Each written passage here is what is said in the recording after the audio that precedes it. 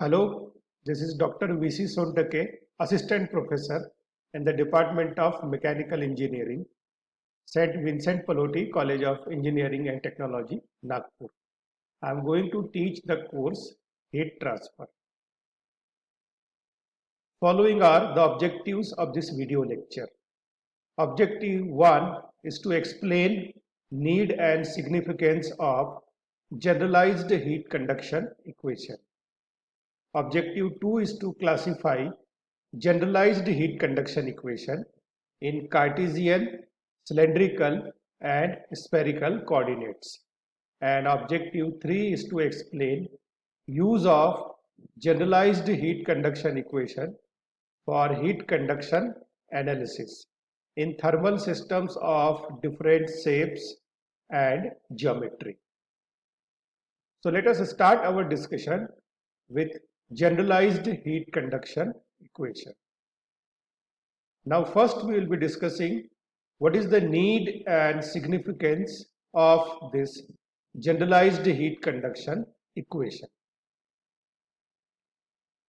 Before this, let us first go to the objective of the conduction analysis, that is, this conduction analysis having twofold objectives.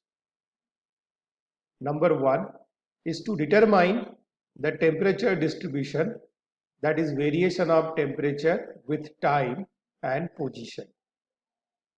So when heat transfer takes place by conduction across a solid body, we know by virtue of this heat transfer, temperature of the various parts of the body will change, and that temperature may change with respect to time as well as position.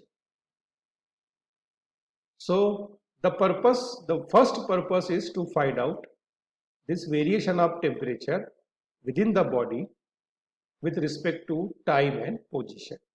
And objective 2 is to calculate heat transfer rate. Now for above two purposes, we have Fourier's law of heat conduction.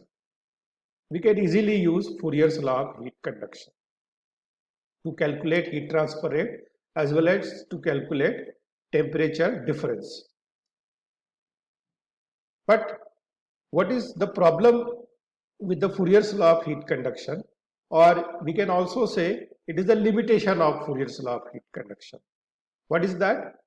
Fourier's law of heat conduction can be used to calculate heat transfer rate or temperature variations only for one-dimensional steady-state heat transfer through homogeneous solid and without heat generation. Remember, only one-dimensional heat transfer through homogeneous and isotropic solid and without no heat generation.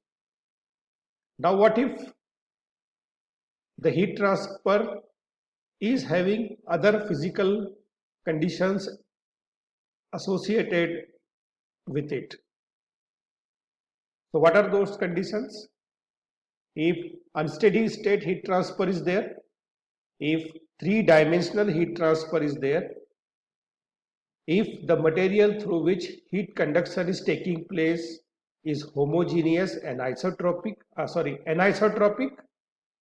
and finally, along with these three conditions, there is a heat generation within the body as well.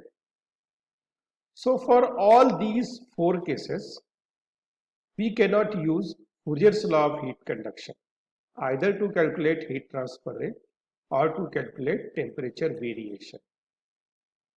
So what is the solution? So solution to this problem is writing generalized heat conduction equation. Now there are three forms of generalized heat conduction equation.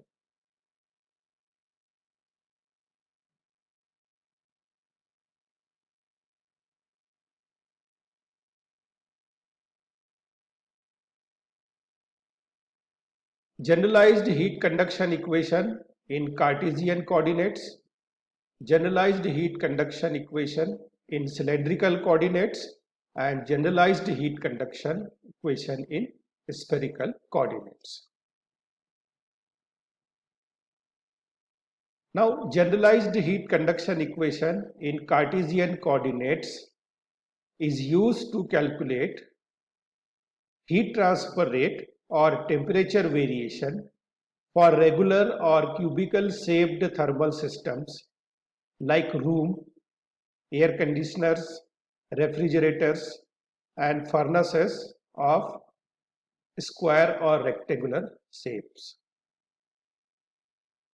So let us say this is a typical rectangular shape where all its three dimensions are parallel to x, y, and z directions.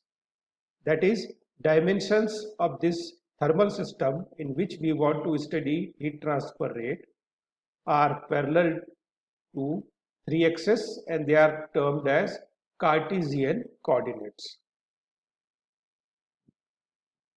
Generalized heat conduction equation in cylindrical coordinates is used to calculate heat transfer rate or temperature variation for cylindrical shaped thermal systems through which heat conduction is taking place, like pipe, tube, molten metal as well. So this is the typical cylindrical shape through which heat transfer is taking place by conduction. Now, whenever I am talking about three-dimensional heat transfer, I am talking about three directions through which heat transfer will take place. In case of cylindrical, those three directions along with heat transfer will take place are axial, that is along the axis of the cylinder, radial along the radius of the cylinder, and tangential, that is along the circumference of this cylinder. So what is expected, you please remember these three directions along with heat transfer will take place in a cylindrical shaped thermal system by conduction.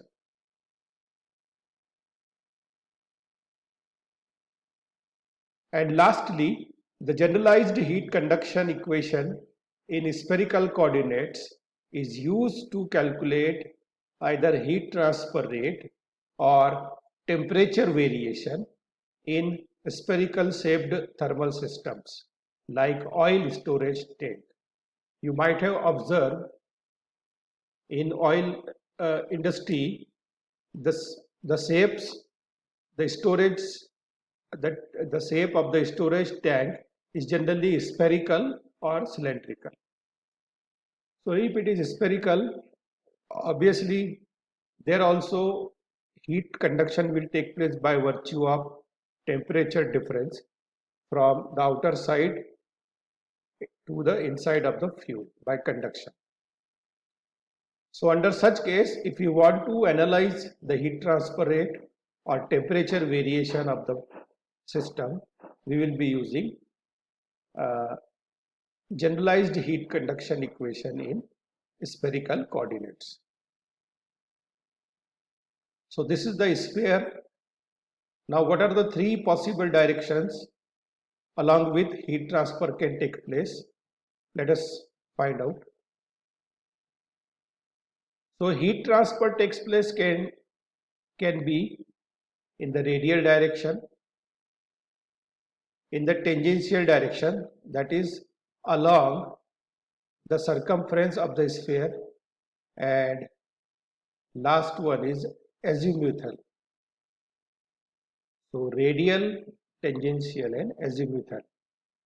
This is the linear dimension, and these two directions are represented by angles in that particular direction. So with this, we can find out the learning outcomes of this video lecture.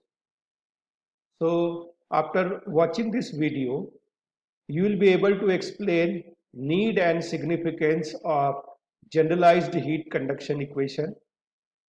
You will be able to classify generalized heat conduction equation in Cartesian, cylindrical and spherical coordinates. And finally, you will be able to make use of generalized heat conduction equation for heat conduction analysis in thermal systems of different shapes and geometries, like whether it is a rectangular or cube, whether it is a cylindrical shape body, or finally whether it is of spherical shape. With this, I come to an end of this video lecture. Thank you for passionate listening. Happy learning.